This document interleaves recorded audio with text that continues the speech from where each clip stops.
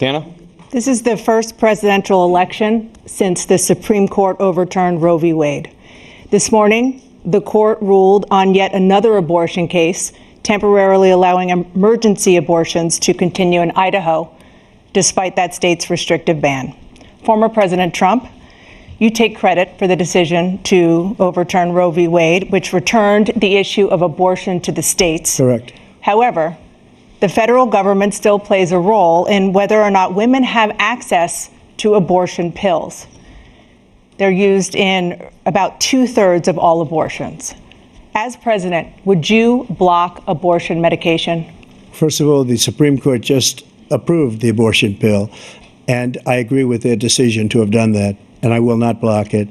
And if you look at this whole question that you're asking, complex but not really complex. 51 years ago, you had Roe v. Wade, and everybody wanted to get it back to the states. Everybody, without exception. Democrats, Republicans, liberals, conservatives.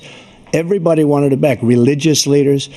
And what I did is I put 3 great Supreme Court justices on the court, and they happened to vote in favor of killing Roe v. Wade and moving it back to the states. This is something that everybody wanted. Now, 10 years ago or so, they started talking about how many weeks and how many this, getting into other things. But every legal scholar throughout the world, the most respected, wanted it brought back to the states. I did that. Now the states are working it out. If you look at Ohio, it was a decision that was an end result that was a little bit more liberal than you would have thought. Kansas, I would say the same thing. Texas is different. Florida is different. But they're all making their own decisions right now. And right now, the states control it. That's the vote of the people. Like Ronald Reagan, I believe in the exceptions. I am a person that believes. And frankly, I think it's important to believe in the exceptions. Some people, you have to follow your heart. Some people don't believe in that.